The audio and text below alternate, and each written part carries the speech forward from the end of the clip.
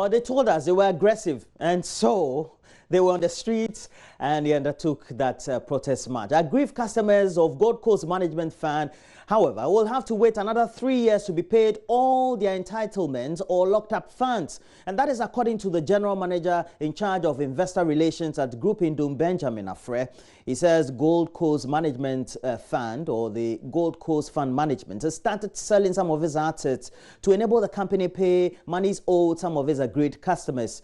He spoke to Gifty and Apia on the polls. The company is doing everything that it needs to do in terms of raising money. There are assets that we are selling or we will sell to make sure we can raise enough funding to pay. There are investment swap arrangements that we are making as I talk to you, and we'll continue to do that. Whatever money we raise, I want to believe that we'll use it to pay these customers. So difficult and a long drawn out as it may be, I am positive that we'll be able to raise the needed funding to pay. Of course, it will not be within a day or within a year, but I want to believe certain people will be paid off within maybe this week. Others will be paid by next week. And it will continue until we take care of everybody's. You said that it won't happen in a year, it won't happen in 1 day, but is there an idea how long this will take? Like I said, I sincerely believe that it will take about 3 years to be able to unwind the entire portfolio. But should we be able to raise all the needed funding required, I'm sure it will be shorter than that. Okay. But on the minimum, I think at least about 3 years to resolve this. But why is Dr. Well, while that was taking place, the Attorney General, Gloria Kufo, justified the state's decision to press charges against founder of Capital Bank, William Atuesian, and 3 others, insisting crimes have been committed. Dr. Dominic Ayeni, who is lawyer for businesswoman Kate Papafio, has also been charged with questioning the state's has also been questioning the state's case, describing it as quite strange. Joseph Akable was in court as the 4 accused persons pleaded not guilty and were granted bail totaling some 675 million Ghana cedis. Attorney General Gloria Kufo on Tuesday presented the facts of the case to an Accra High Court presided over by Justice Eric Che Bafo. She told the court that liquidity support amounting to 620 million cedis handed by the Bank of Ghana to Revive Capital Bank was appropriated and transferred to various companies owned by Mr. Essien. Defense lawyer Dr. Dominic Ayeni, however, says the case filed by the state is strange. It is very, very clear that you cannot steal somebody's property with their consent. Even from a common sense point of view, it is impossible for you to accuse me of stealing when you have given me the property yourself, willingly and voluntarily. Of course, if I said things to you that represented fraudulent misrepresentations, in that case you can say that I have defrauded you. But where I have taken your property with your own consent, I cannot be accused of stealing. AG Gloria Kufo, however, disagrees. I will briefly say that the monies that were given to Capital Bank were given to Capital Bank, neither to SL, neither to Fitzgerald Odonko, neither to Nettie, neither to the lady accused person, Kate Papafio. The money, as the lawyers for the defense themselves said, was given to Capital Bank. Basic principle in law is that a company is a separate personality from the individuals. So if money is given to a bank, and mind you, for a specific purpose, and then individuals, be it that they have any interest in the bank, they are still separate and apart from the bank. If they use it differently, in the manner which is not consistent with the purpose for which the bank advanced the money, certainly there must be a problem. She has revealed a special investigative team is looking into other collapsed banks. The investigations are going on. What it is that for the sake of expedition, my office is very concerned that these matters be dealt with expeditiously because of the public interest, because these are monies of the state which has been advanced to the banks. And so a special investigative team dedicated to investigating the bank cases are working on them. And you can imagine it's not a simple stealing matter, you caught somebody with a goat, but we are talking about bank transactions over a period. You can imagine the number of documents that you have to review. William Atu Essien, Dr. Tetenete, and Fitzgerald Donko were granted bail to the tune of 200 million cedis each. They are each to provide 4 sureties. Kate Korte Papafio was also granted bail to the tune of 75 million cedis. Some lie on the floor with bellies, others also sit on the bare floor and sometimes in flooded classrooms just to read and write. And those are just few of the struggles pupils of the St. Francis of Assisi Basic School have to endure daily, all in a bid to access education in Agona Ahanta, the capital of the Ahanta West municipality of the Western region. The pupils and teachers so far have expressed fear and worry over the poor state of their school, which they say is affecting them academically. Henry Kwesibedu visited the school and has more in the next report. It is 11 a.m. at the St. Francis of Assisi Basic School in the Ahanta West municipality of the Western region. For 10 years, structures raised to serve as permanent classrooms have part of their roofs damaged, resulting in severe leakage anytime it rains.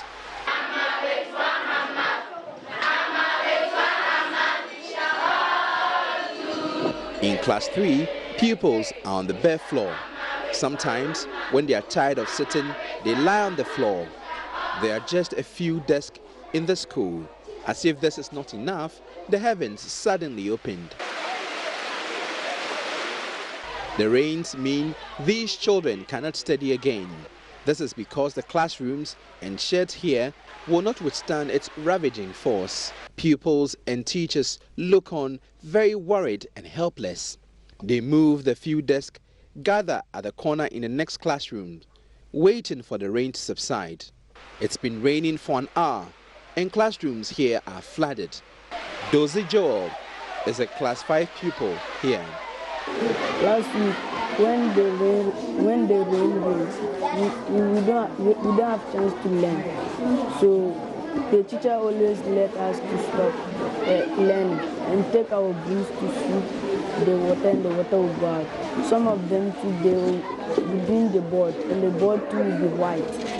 So we want government to help us to build another school for us, and we will not be struggling how we are struggling with this one. Gladys Ajiman Boaten is a JHS3 pupil, and she's clearly worried. Last week, because it is raining, we did not get time to learn. And this week too, we are trying to cover the subjects, the topics we must learn for some subjects. But this week still it is raining, so we don't get time to learn. And even today it's rain, so we didn't get time to learn. We are afraid every day because when it rains, other schools are learning to approach with the BC, but we don't learn. We don't get that time to learn. So we are very afraid that maybe if we go to the BC, maybe we'll perform well, but the grade and the mark that we want to achieve it, we can't achieve it. Teachers say the only motivation keeping them at the school is their passion for the job. Eric Kwesiando Jr. is a teacher. So when it rains, classes stop. And thank God when you came, you saw it yourself. So as a teacher, and I have my will to go and transfer. And so I've told the headmaster, my colleagues are here in Agona Kwanta enjoying better facilities. And if I am also in the same vicinity and I'm in this theater, brother, what is preventing you from going on transfer? Okay. For me, it's not easy. It's not easy. Just that we have the passion for the work. That's why we are here. But it's not easy. According to Headmaster Nana Awatwe, several appeals over the years to relevant authorities to remedy the situation have not yielded any positive results. Every year we have what is called EMIS, School Annual Census, and we are supposed to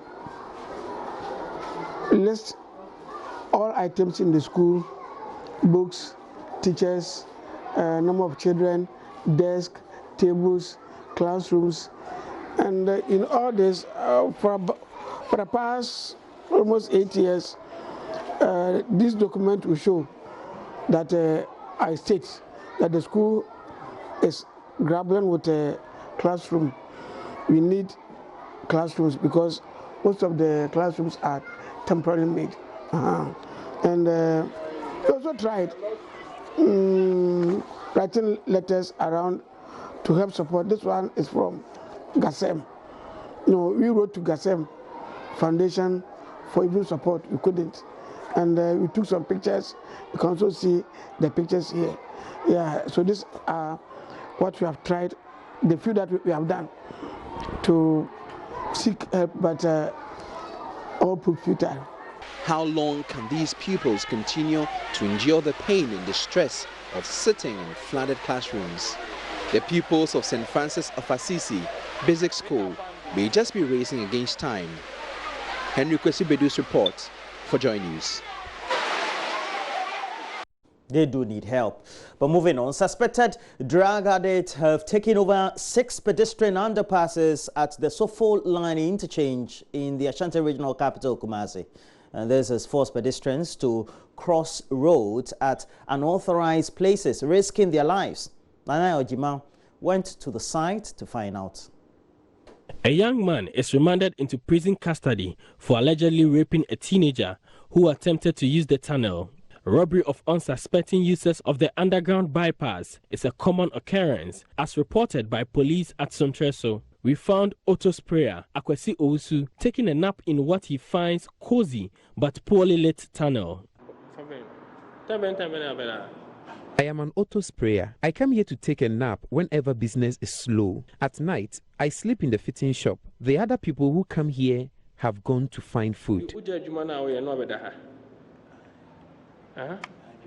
Akwesi relocated here from Apa in the Ashanti region to pitch camp here. Police have picked him up a couple of times in swoops to rid the area of criminals. He admits to using drugs but denies the people who use the tunnel for shelter are criminals.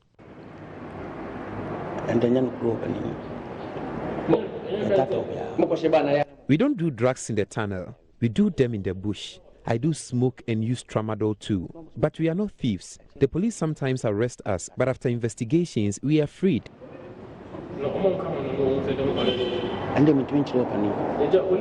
All 6 tunnels are not in use, except one fixed for pedestrians, in order to reduce knockdown at the Prempeh College and Basic School end of the interchange. Decorated with pictures of past presidents and Ashanti traditional symbols, it is preferred by many. Kofi Boateng uses the tunnel frequently for convenience. He is excited about installation of security cameras and deployment of security men within the structure.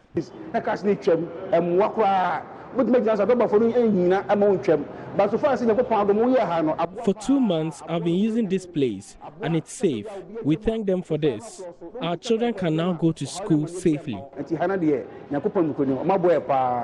Despite financial challenges due to government indebtedness, contractors had to fix this strategic tunnel for safety, especially of students. However, many people feel unsafe to use it and will rather risk their lives to cross dangerously on the busy road. Kwabna Ejay is one of them. Some of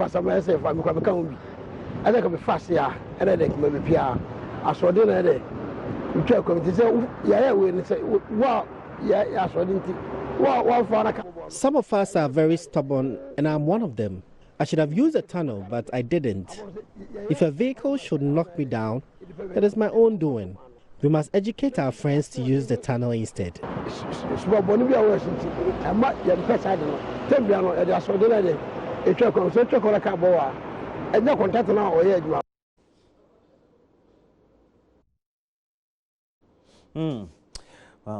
Well, we'll bring you more updates on that subject, but we have to turn attention to something that's quite exciting. It's about commercial flights, and it's not any commercial flight at all. This one is one that went to WA. It resumed operations at the WA airport after 2 decades, waiting all this while following the rehabilitation of the airport. the Africa World Airlines on Tuesday flew an Embraer 154 aircraft with some 49 passengers all on board. Now, to add to the excitement of passengers and the people, the pilot who flew the aircraft is an indigene of the region. Rafiq Salam decided to wait at the tarmac for that flight and to see how excited the passengers were. The people of the Upper West region have craved, yearned, and above all, prayed for 77 years for this day, a day that commercial flights will start operations at the Wa Airport. The Wa Airstrip was constructed in 1942 by the colonial administration. Over the years, the airstrip was mostly used by the Ghana Air Force for quick deployment of troops to other parts of the region and also by government functionaries to perform official duties. The first attempt to operate commercial flights at the airstrip was in the late 90s. Amtrak Airline started it but folded up due to low patronage. Times, however, have changed and the airstrip has been rehabilitated and given a facelift for commercial operations to start. Yao Afol is the Deputy Minister for Aviation. The seeming delay in starting commercial flight operation to WA was to make sure all requirements of commercial airport were met, including installation of air navigation systems, determine the appropriateness of the runway pavement classification number for aircraft to take off and land safely, rehabilitation of the terminal building to provide comfort for passengers and airlines, and a host of other ancillary facilities and equipment, including fire tenders. Africa World Airlines opted to take up the challenge and they didn't disappoint.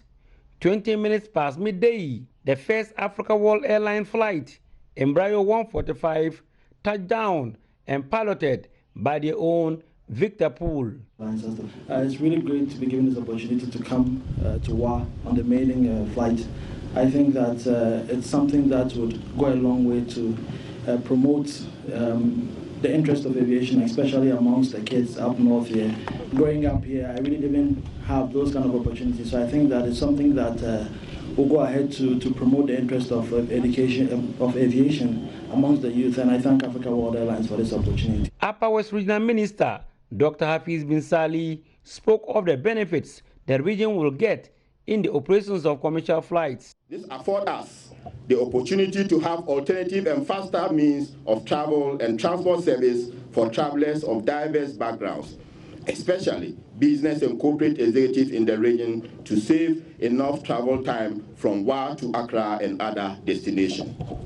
Kuru Chairman, the commencement of commercial flights operation to the WA Airport will go a long way to expand and strengthen the existing relation between our region and our neighboring countries. Africa World Airlines, for now, will be flying WA, Tamale, Accra 3 times weekly, and with the hope of introducing daily flights to Seymour soon. Africa World Airlines head of commercial, Richard Chire, has some concerns. And our first issue is the airport's extension hours in Tamale. We believe that the closing hours in Tamale should be extended for us in order for us to operate more flights into Tamale. The day, however, belonged to one man, Victor Poole, an indigene of Nandom, but who had a secondary education at the West St. Francis Xavier Minor Seminary in 2007. No wonder former colleagues and continuing students of the school were on hand to welcome him home. Reporting for JoyNews, Rafiq Salam. Wow. I've been on that flight. I saw Israel lie. Charlie, enjoy as in. Well, wherever you are, please know that we have more for you. We'll discuss the ongoing bank case. We know that the Attorney General has now given the facts of the case. We'll bring you what the quick facts are and right here on the show also. Someone who has been helping us with all the legal issues, explaining them for us is a regular on the show is Martin Pebu, a legal practitioner. Joseph Akable was in court, did some quick roundup of what the case was, what transpired yesterday, and you'll get to know about it as well. Look, it promises to be some exciting period, but we're taking a break. When we come back, we'll do a review of the newspapers, and then also we'll tell you what is up for business and sports. Stay with us.